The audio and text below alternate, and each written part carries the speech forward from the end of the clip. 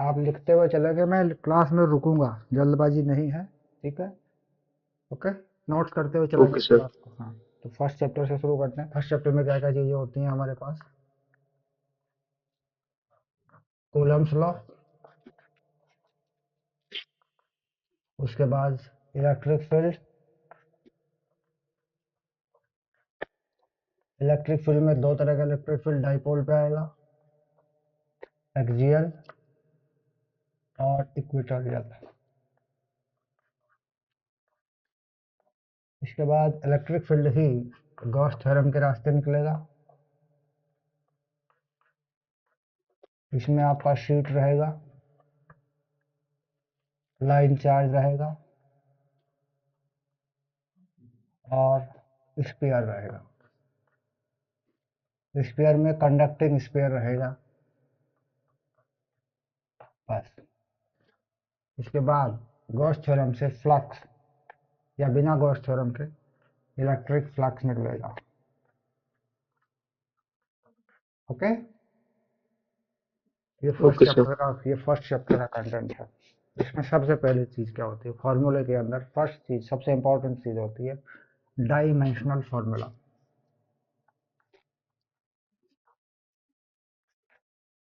Dimensional formula. Dimensional formula में epsilon not का formula, flux का फार्मूला, इलेक्ट्रिक फील्ड का फार्मूला, ये फार्मूले काम आते हैं। ठीक। सबसे पहले हम किसका डायमेंशन बना लें? कूलम्ब्स लॉ लिख लें। कूलम्ब्स लॉ हम जानते हैं, फोर्स बिटवीन टू चार्जेस, क्योंकि इसके बाद फिर न्यूमेरिकल हो जाएंगे। F equals to Q1 magnitude Q2 upon 4 pi epsilon naught r square, जहाँ पर आर चार्जेस के बीच का डिस्टेंस है, Q1 और Q2 उनके मैग्नीट्यूड है। फोर्स न्यूटन में है, फोर्स वेक्टर क्वांटिटी है। रिपल्सिव होगा या अट्रैक्टिव होगा, किस चार्ज में कैसा होगा, वो आप जानते हैं। तो यहाँ मुझे पहले एप्सिलॉन नॉट का डायमेंशन निकालना है, तो मैं एप्सिलॉन नॉट को इस तरफ लेता हूँ। या epsilon not that the permittivity, medium की परमिटिविटी के बारे में आपको जानकारी है? मीडियम कैसे अलाउ करता है फोर्स को। हम्म। तो ये हो गया Q1। जी सर। डायमेंशन में लिख लेते हैं, एफ को नीचे ले आते हैं, 4 पाई r स्क्वायर एफ। तो ध्यान देंगे, 4 पाई की डायमेंशन नहीं हुआ करती है, नंबर होता है Q1 Q2 r square f. Epsilon naught Q1 Q2 unit होती है कूलाम में, कूलाम होता है एम्पियर इंटू टाइम, इसका स्क्वायर कर दें। आर मीटर में होता है, एल स्क्वायर कर दें। फोर्स मास इंटू एक्सलरेशन, मास एम होता है, एक्सलरेशन मीटर पर सेकंड स्क्वायर में होता है, ऐसे कर दें। तो ये एप्सिलॉन नॉट का डायमेंशन बन रहा है A square T square upon L square M L T minus two. अब इसे m को ऊपर कर लें, -1। फिर l को लिखेंगे, l कितना बन रहा है? -3। फिर t को लिखेंगे, t कितना बन रहा है? 4। फिर a को लिखेंगे 2। This is the dimension of epsilon not. इसके बाद फ्लक्स पे आते हैं। इलेक्ट्रिक फ्लक्स का डायमेंशन क्या होता है? इलेक्ट्रिक फ्लक्स, फ्लक्स हम जानते हैं, गॉस थ्योरम कहती है Q अपॉन एप्सिलॉन नॉट होगा। किसी भी चार्ज का इलेक्ट्रिक फ्लक्स डायमेंशन फॉर्मूला यहाँ से बन जाता है। इलेक्ट्रिक फील्ड इनटू एरिया से भी बन जाता है, कोई फर्क नहीं पड़ता, लेकिन ये इजी होता है। चार्ज क्या होता है? एटी।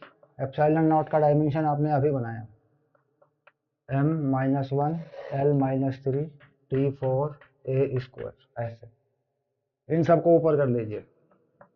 m ऊपर चला गया, l क्यूब ऊपर चला गया, t एक यहाँ है एक ऊपर है, t कितने हो गए?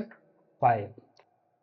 देखिए, ठीक से देखिए, एम्पियर ऊपर गया एक, ऊपर जाएंगे -2, एक बचेगा, a-1 हुआ। चेक कर लीजिए एक बार, m ऊपर गया, l और कोई नहीं था, ऊपर गया, t एक नीचे था, एक ऊपर था, -3 करिए, ऊपर प्लस का है, हाँ ऐसे नीचे माइनस चाहिए, माइनस वाला ऊपर जाके प्लस वाला ऊपर जाके माइनस हो जाएगा। ये ऊपर प्लस का था, नीचे माइनस का था, ये आ गया। That is the dimension of flux, electric flux. ठीक, इलेक्ट्रिक फील्ड,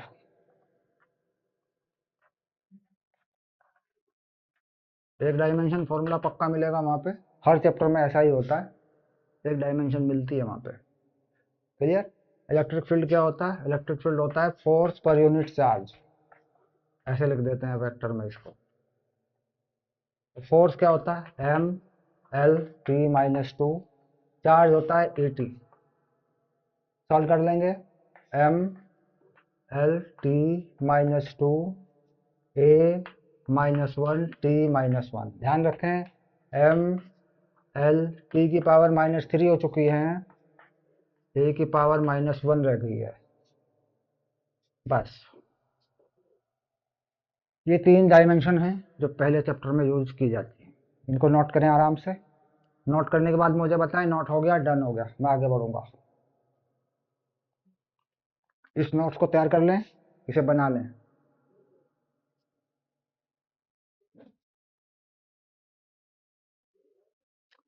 हाँ, अब इसके बाद हम बात करेंगे इलेक्ट्रिक फील्ड कोलम्ब्स लॉ। ठीक है, तो कोलम्ब्स लॉ के बारे में फॉर्मूला आप जानते हैं, न्यूमेरिकल का पैटर्न आएगा अभी। इलेक्ट्रिक फील्ड डाइपोल का फॉर्मूला कैसे ड्राइव होता है, इस चीज पर हम आते हैं। ये दोनों डेरिवेशन करके जाना है आपको, ठीक है?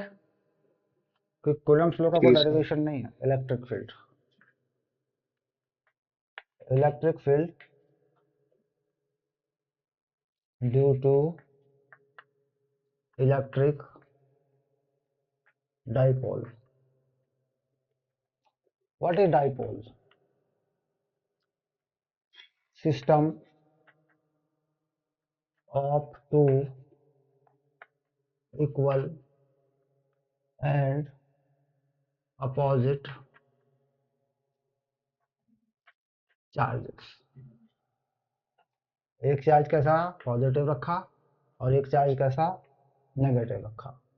ये दो पोल है, पोल बोल देते हैं खंबा, बिजली का खंबा। क्लियर? इनके बीच के डिस्टेंस को कुछ जी मानते सर। हैं, वो डबल करके मानते हैं, मिड पॉइंट से मानते हैं। इनके बीच के डिस्टेंस को ए और ए करके मानते हैं, ऐसे। और ये मिलाने वाली जो लाइन होती है इसे कह देते हैं एक्सियल लाइन या एक्सिस। इसके परपेंडिकुलर जो लाइन होती है इसे बोल देते हैं इक्वेटोरियल लाइन, या प्लेन भी बोल देते हैं इसको। क्लियर? सबसे पहले लिखते हैं dipole moment. Dipole moment, P ये वेक्टर है, इसे लिखते हैं q का मैग्नीट्यूड 2a। 2a पे डायरेक्शन लगी होती है। The direction of dipole, important बात है, ध्यान रखेंगे, direction of dipole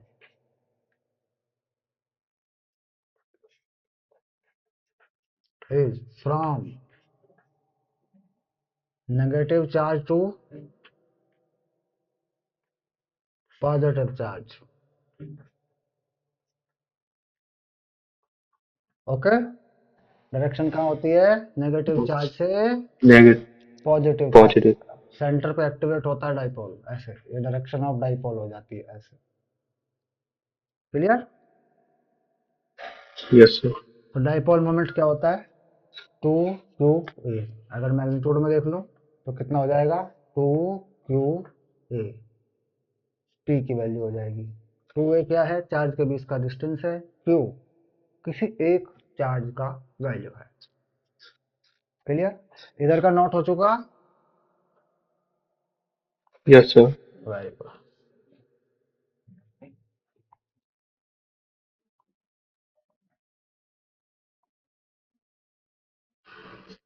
electric field due to dipole axial axis.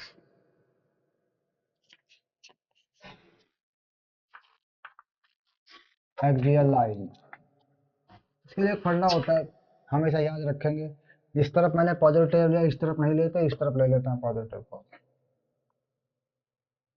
यहाँ ले लेते हैं पॉजिटिव चार्ज और यहाँ ले लेते हैं नेगेटिव चार्ज, और जो पॉइंट लेते हैं वो इधर ही ले लेते हैं, यहाँ point m, electric field at point m. और ये मिड पॉइंट लेते हैं, ये डिस्टेंस ए लेते हैं जो कि बताई गई है आपको दोनों तरफ से, ये मिड पॉइंट वाली लाइन है ऐसे, और सेंटर लाइन से इस आर का डिस्टेंस, सॉरी एम का डिस्टेंस आर लेते हैं, और ये कंसिडर कर देते हैं कि आर बहुत बहुत बहुत बड़ा है ए से, दूर जाकर फॉर्मूला बनता है, पास में निकालना पड़ता है, क्योंकि पास वाला फॉर्मूला राउंड अप नहीं होता उसमें, फिर इलेक्ट्रिक फील्ड जब निकालेंगे न्यूमेरिकल में तो आ जाएगा, वो भी कोई खास बात नहीं। तो अब देखते हैं इलेक्ट्रिक फील्ड यहाँ पर पॉजिटिव चार्ज की वजह से क्या हुआ, नेगेटिव चार्ज की वजह से क्या हुआ। तो पॉजिटिव चार्ज का इलेक्ट्रिक फील्ड दूर जाता है, इसे लिख देते हैं ई पॉजिटिव। नेगेटिव चार्ज का इलेक्ट्रिक फील्ड नेगेटिव की तरफ आता है, उसे लिखते हैं ई नेगेटिव। ऐसे तो आप देख रहे हैं कि पॉइंट एम पर दो इलेक्ट्रिक फील्ड हैं, एक जाने वाली एक आने वाली, ठीक। तो यानी ये इलेक्ट्रिक फील्ड एक वेक्टर क्वांटिटी है, डायरेक्शन इसमें यही होती है, तो माइनस हो जाएगा इलेक्ट्रिक फील्ड ई एम, ये हो जाएगा सिंपली ई पॉजिटिव, इसमें कोई डायरेक्शन लगाने की जरूरत नहीं है, ई नेगेटिव, यहाँ पे उल्टा हो गया, ठीक है। इलेक्ट्रिक फील्ड की लाइनें कैसी होती है, नेगेटिव की तरफ आती हैं, पॉजिटिव से दूर जाती हैं। इलेक्ट्रिक फील्ड क्या है, force per unit charge, positive charge को रिपेल करे, नेगेटिव चार्ज को अट्रैक्ट करे। वेल डन, चलिए आगे बढ़ते हैं। इलेक्ट्रिक फील्ड पॉजिटिव का लिख देते हैं, कितना होता है electric field, k q by r square. What is the formula of electric field, q by 4 pi epsilon naught r square, ये फॉर्मूला होता है। फॉर्मूला डाल देते हैं इसमें, यहाँ पे इस वाले का, तो Q upon 4 pi epsilon not, कितना डिस्टेंस है यहाँ से सम्राट, देख के बताएं जरा, आर माइनस ए, पक्का। जी सर। सेंटर से आ रहे हैं तो यहाँ से ए घटेगा तो आर माइनस ए बचेगा, ये रहा minus Q 4 pi epsilon not. अब इस वाले का कितना डिस्टेंस बनेगा, ये आर प्लस ए, क्योंकि सेंटर से आ रहे हैं, ए और इसमें ऐड हो जाएगा, आर प्लस ए का स्क्वायर, इसमें कॉमन क्या है, Q upon 4 pi epsilon not इसमें कॉमन है, बाकी चीजों को हम सॉल्व कर लेंगे, आर माइनस ए का स्क्वायर माइनस आर प्लस ए का स्क्वायर, ऐसे क्लियर हुआ। जी एलसीएम सर। इन दोनों का मल्टीप्लाई ही होगा, Q upon 4 pi epsilon not, इसको इधर ले जाते हैं, इसको इधर ले जाते हैं, आर प्लस ए का स्क्वायर माइनस आर माइनस ए का स्क्वायर, और एलसीएम में दोनों का स्क्वायर ही रखते हैं, ऐसे। यहां तक पहुंचे,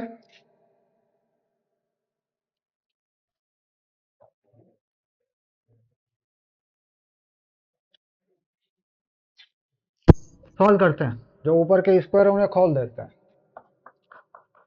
ए M Q upon 4 pi epsilon naught, ऊपर का स्क्वायर खुलेगा, देखिए इसका स्क्वायर खुलेगा, A square B square plus 2ab, R square plus A square plus 2ra, minus दूसरे वाले का स्क्वायर खुलेगा, आर स्क्वायर प्लस ए स्क्वायर माइनस 2ra, क्योंकि वो ए माइनस बी वाला नीचे, इसका और इसका स्क्वायर इकट्ठा होकर लग जाएगा, R plus A R minus A, इन दोनों पे स्क्वायर लग जाएगा सम्राट, ऐसे, क्योंकि दोनों पे ही स्क्वायर लगा हुआ है।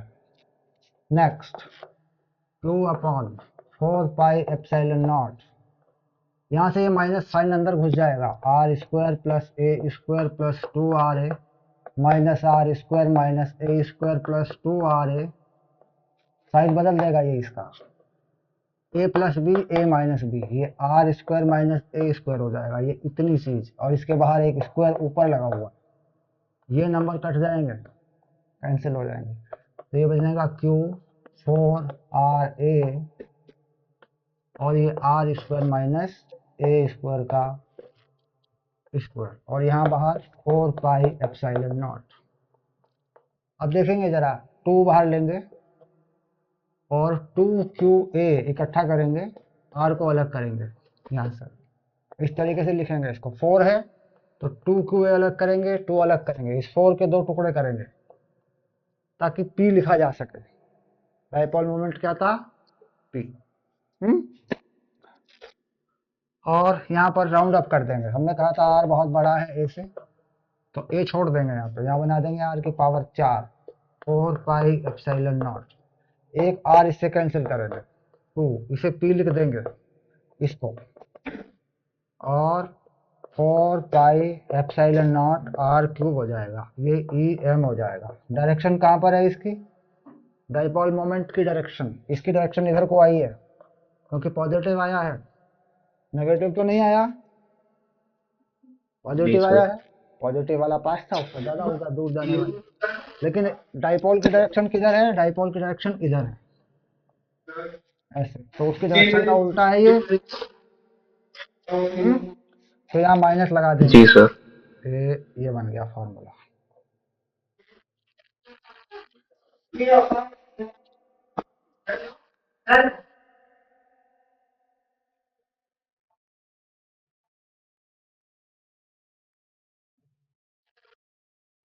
हो सर गया। इसके बाद क्या पढ़ाओगे? हम्म यस सर। इसके बाद आगे क्या पढ़ाओगे? इसके बाद अभी तो ये चैप्टर के डेरिवेशन होंगे, फिर न्यूमेरिकल हो जाएंगे, ऐसे होता रहेगा। ठीक है सर। ये डेरिवेशन बने हुए हैं पहले से, ये जो डेरिवेशन पहले से बना हुआ है उसको हाँ कर सकते हैं आप, उसे मैं स्किप कर दूंगा। Okay sir. कोई ऐसा हो मान लो याद आ रहा हो तो उसको मैं स्किप कर दूंगा, क्योंकि बिना डेरिवेशन के न्यूमेरिकल तो नहीं होंगे ना, जी सर। और पूरा फिजिक्स याद तो करना ही पड़ेगा। हम्म। बस यह है। पेपर कब आ रहा है फिजिक्स का? और सर 20 को है। हाँ तो बस, तो 20 मार्च को ना, या बीस नहीं, फरवरी फरवरी। 20 फरवरी को आ रहा है, तो कितना टाइम है? 10-12 दिन ही तो है। जी सर। हाँ तो फिर, और मैथ का कब आ रहा है? मैथ को तो 9 मार्च को है। 9 मार्च को है। हाँ तो फर्स्ट, तो फिर मैथ पढ़ेंगे, अभी फिजिक्स फिजिक्स पढ़ते रहो, फिर इसका फायदा तो ये हो गया, फिर इसका मतलब तो ये फिजिक्स फिजिक्स पढ़ते रहो अभी, ठीक है सर। रोज फिजिक्स है, फिर रोज मैथ, मजबूरी नहीं हो जाएगी। ठीक है सर। टाइम कम नहीं पड़ेगा, बताओ, हम्म। टाइम कम नहीं पड़ जाएगा फिजिक्स में। फिजिक्स से पहले कौन सा पेपर है? शाम। फिजिक्स से पहले फिजिकल का है। हाँ तो इसका मतलब फिजिक्स से कोई ज़्यादा लेना देना नहीं है। तो आज तारीख क्या हो गई? 6, 7, 8 तारीख हो गई होगी आज। आज है सर 8 तारीख। 8 तारीख हो गई, तो इसका मतलब होगा कि 12 क्लासेस डायरेक्ट 10-12 दिन फिजिक्स चले, उसके बाद फिर 12 दिन बचेंगे, मैथ चल जाएगी, दिक्कत क्या है? केमिस्ट्री वेमिस्ट्री में छुट्टी कर लेंगे। जी सर। तो बेटर ये होगा कि लगातार फिजिक्स ही चले। और टाइम क्या रखूं? यही रख दूं? हाँ सर, यही रखो। तो फिर शाम की क्लास में आने की आवश्यकता नहीं है, वो मैथ की क्लास है, वो उसकी है, क्या नाम है, मोहित की। अगर उसमें मोहित की है। उसमें भी रिवीजन चाहते हो तो उसमें भी आ जाओ, क्योंकि मैथ का डबल रिवीजन हो जाएगा। लेकिन फिजिक्स की क्लास तो रोज देनी पड़ेगी। जी सर। हाँ तो मैं रोज दूंगा, नो एक्स्ट्रा फीस, तो चिंता करते हो, ठीक है, ओके सर। उसी में दूंगा। रोज ठीक है एक सर। क्लास फिजिक्स की इस टाइम होगी, ठीक है। और शाम को जिस दिन मैथ हुआ करेगा उस दिन मैथ हुआ करेगा, यानी तुम्हारी क्लास तो रोज हो गई डबल। हम्म। तुम्हारी क्लास एक दिन डबल, तुम्हारी क्लास तो रोज डबल ही हो जाएगी लगभग। हाँ अब सर। देखो, आज फिजिक्स हो गया तुम्हारा, आज शाम को तुम्हारा मैथ भी है, कल तुम्हारा फिजिक्स है, कल तुम्हारा मैथ नहीं है, कल मैथ की क्लास नहीं है। ठीक है परसों सर। तुम्हारा फिजिक्स है, फिर मैथ भी है। हो रहा है नहीं हो रहा है? हम्म। हाँ ठीक है, ओके डन, श्योर। चलिए, इक्वेटोरियल लाइन, इक्वेटोरियल लाइन पर लेते हैं। Electric field on equatorial line.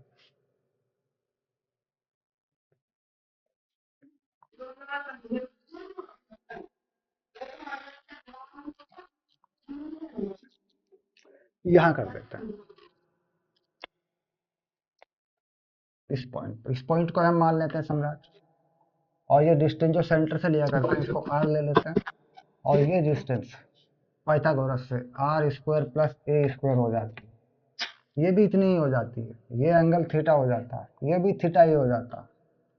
Positive से निकलने वाला इलेक्ट्रिक फील्ड दूर को जाता है, ई पॉजिटिव, नेगेटिव से निकलने वाला नेगेटिव की तरफ जाता है, ई नेगेटिव। इस लाइन को पैरेलल बना लेते हैं, इसको थीटा बना लेते हैं, दोनों एंगल सेम हो जाते हैं पैरेलल लाइनों में। इधर जाने वाला जो आपका कंपोनेंट होता है वो ई कॉस थीटा हो जाता है, इसका इधर जाने वाला ये भी थीटा होता है, वो ई कॉस थीटा हो जाता है, इसका इधर आने वाला ई साइन थीटा हो जाता है, इसका ऊपर जाने वाला ई साइन थीटा हो जाता है। क्लियर?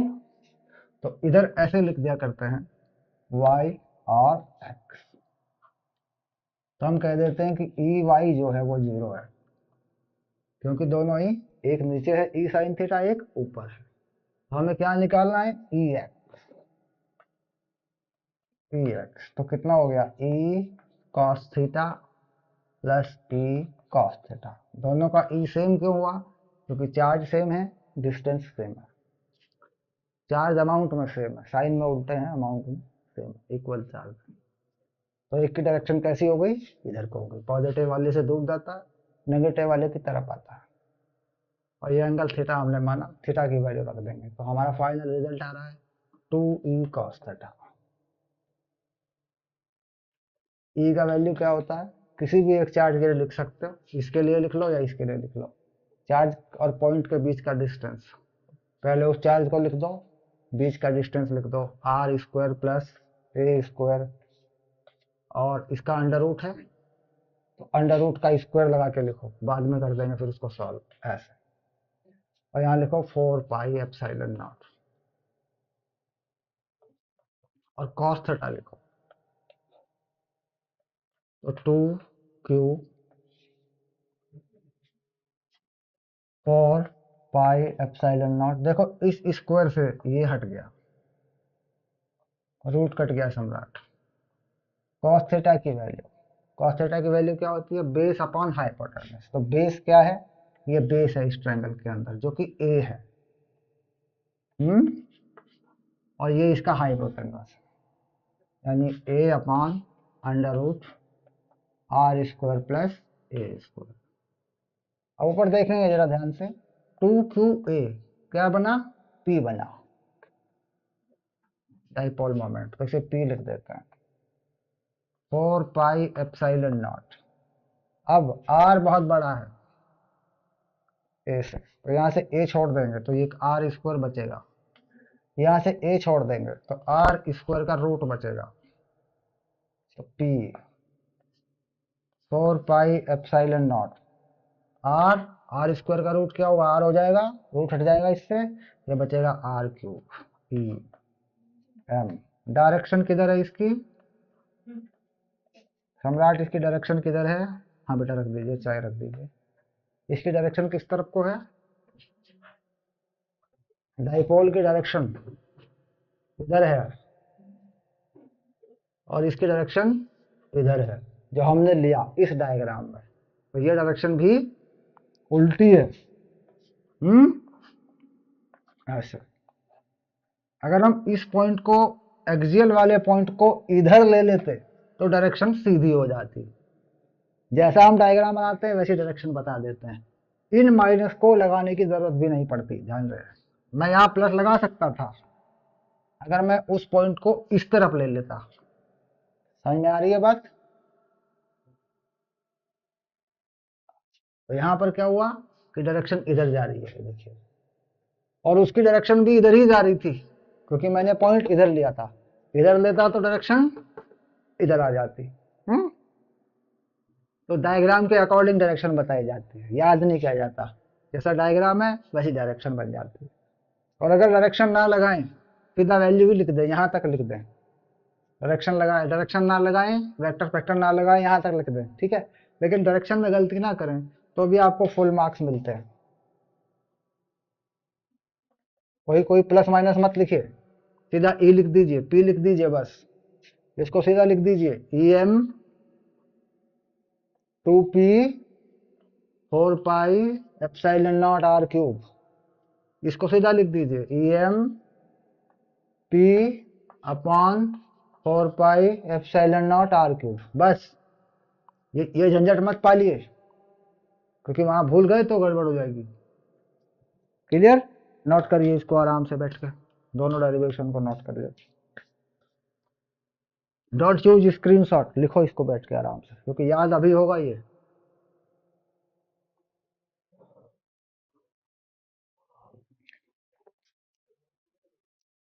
सम्राट आगे चले। जी शाबाश, पानी वानी पी लिया? और जैक्सन कहाँ है?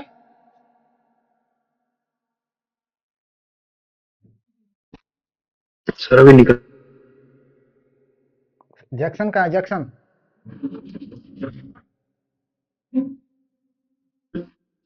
सर जैक्सन तो वही दिल्ली में। अच्छा, दिल्ली है जैक्सन। आप तो वहाँ हो कोटद्वार में। अब तो कोटद्वार रहोगे ना आप एग्जाम तक? हाँ सर। ओके डन, ठीक है। डेली क्लास करें, मोबाइल से करें, जो भी है क्लास मिस ना करें। ओके, 10-12 दिनों में ओके फिजिक्स सर। कवर करा दूंगा मैं अच्छे से, ठीक है, कोई दिक्कत वाली बात ठीक ठीक है सर। नहीं। हाँ,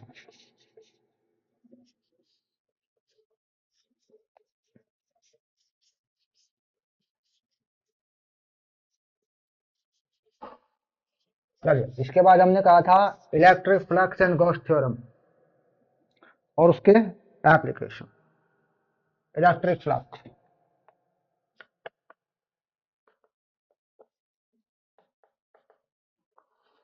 number of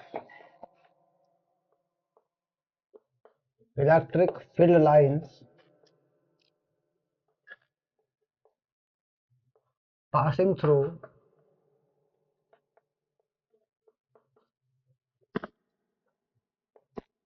any surface perpendicular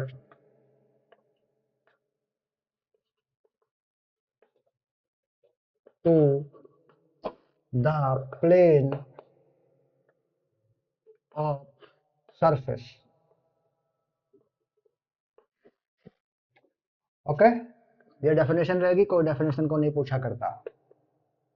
how to calculate the flux, how to calculate the flux, तो बिल्कुल सिंपल फंडा होता है E डॉट डी एस। यहाँ E क्या हुआ? इलेक्ट्रिक फील्ड, ये E हुआ, डी एस हुआ एरिया। और हम जानते हैं कि डॉट प्रोडक्ट जो होता है वो स्केलर होता है, तो इलेक्ट्रिक फ्लक्स सीधा scalar quantity. Electric flux is the scalar quantity but obtained by vector, electric field and area vector. ठीक, तो यहाँ पर हमें देखना पड़ेगा, अगर इस फॉर्मूले को फाइनल करना है, e d s cos theta, where theta is the angle between d s vector and electric field vector. Area vector किधर को होता है? एरिया वेक्टर प्लेन के नॉर्मल होता है, ये प्लेन है तो इसके नॉर्मल होता है एरिया वेक्टर डी एस। और इधर को मान लीजिए इलेक्ट्रिक फील्ड जाता है, तो इनके बीच का एंगल काम आता है थीटा। प्लेन में नहीं होता एरिया वेक्टर, ये बोर्ड है मान लीजिए, इसका एरिया वेक्टर किधर को होगा? तुम्हारी तरफ को होगा या बोर्ड में अंदर की तरफ को होगा। जिस तरफ से एरिया दिखता है वो होता है एरिया वेक्टर। अब हमारा इतना, मेरा इतना एरिया तुम्हें दिख रहा है, तो एरिया वेक्टर इस प्लेन के, इस दीवार के परपेंडिकुलर तुम्हारी तरफ है, या इसे तुम अंदर की तरफ भी ले सकते हो। अगर कोई बंद बाउंड्री होती है, बंद वॉल्यूम होता है, क्लोज्ड वॉल्यूम होता है, तो एरिया वेक्टर बाहर की तरफ निकला करते हैं। एक शीट होती है तो जिधर चाहे आप ले सकते हैं। तो ध्यान देने की बात है। यहां तक ठीक हुआ? चलिए इलेक्ट्रिक फ्लक्स निकाल कर देख लेते हैं, क्योंकि यहाँ पे थोड़ा न्यूमेरिकल पैटर्न आएगा। इसमें न्यूमेरिकल ही है, निकाल कर सिखाना ही है इसको।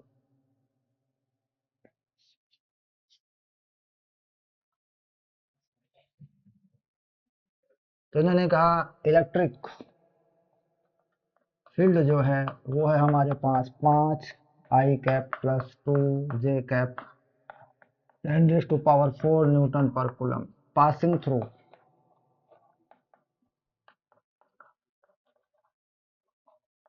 Area ds vector 2I cap plus 3J cap metre square. Find electric flux. Solution में क्या लिखेंगे सम्राट? डॉट प्रोडक्ट करेंगे, क्योंकि ये सीधा वेक्टर में दिया गया है। ये सीधा वेक्टर में दिया गया है, एंगल यहाँ पे नहीं दिया गया है। तो इसका सिंपल सॉल्यूशन कर देंगे हम। कैसे करते हैं? फ्लक्स ई लिख देंगे पहले, E dot ds 5I cap plus 2J cap power 10⁴। उसके बाद एरिया वेक्टर लिखेंगे डॉट लगा के 2I cap plus 3J cap. उसके बाद लगाएंगे यूनिट जो भी होगी।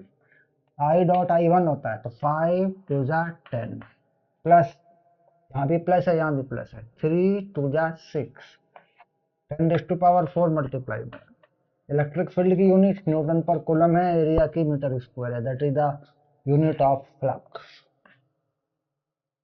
इसकी हमने डायमेंशन भी अभी अभी निकाली थी।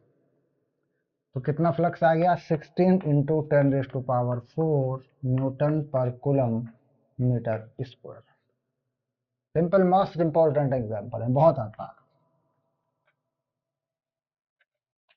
वेक्टर एप्लीकेशन पर बहुत आता है। क्लियर? इसके बाद अगला एग्जांपल प्रोवाइड करा था। A plane of area 2 metre square makes an angle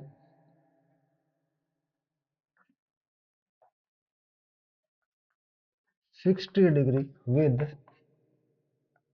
electric field E equals to 10⁴ Newton per coulomb. Find electric flux passing through the plane.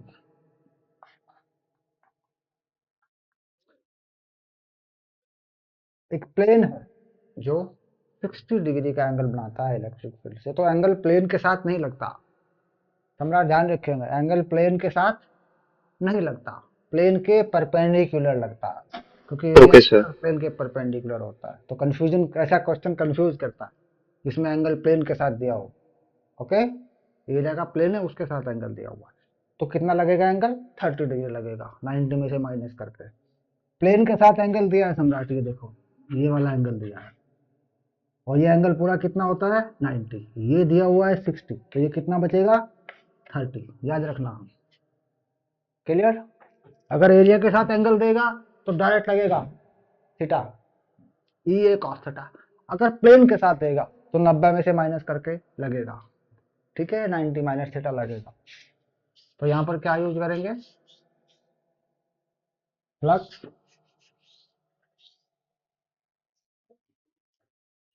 Area vector ऐसे करके दिखाएंगे, प्लेन के साथ एंगल, ये प्लेन है, इसके साथ एंगल दिखाएंगे इलेक्ट्रिक फील्ड का 60 डिग्री, बट ये एंगल लगेगा नहीं, एंगल लगेगा ये वाला। ये कितना एंगल बचेगा? 30 डिग्री। ये हो गया इलेक्ट्रिक फील्ड, ये है एरिया वेक्टर। बात समझ में आ रही सम्राट? ये एंगल लगेगा, तो फ्लक्स हो जाएगा ई ए जी कॉस 30। ई का वैल्यू 10⁴ है, एरिया 2 मीटर स्क्वायर है, cos 30 की वैल्यू √3/2 है, तो फाइनल हो गया 2 से 2 कट गया, 10⁴ √3 न्यूटन पर कूलम मीटर स्क्वायर आंसर। बस यही कंफ्यूजन है फ्लक्स में। इन 3 से ज्यादा क्वेश्चन फ्लक्स पे नहीं बनता, नॉर्मल फ्लक्स पे छोटा क्वेश्चन यही बनता है। बड़ा क्वेश्चन बनाएंगे, एनसीईआरटी में है एक क्वेश्चन जिसमें फ्लक्स क्यूब से होके पास हो जाती है, वो गॉस थ्योरम एप्लीकेशन में आ जाता, बना देंगे उसको, बना देंगे। अब चलते हैं गॉस थ्योरम और उसके एप्लीकेशन पर।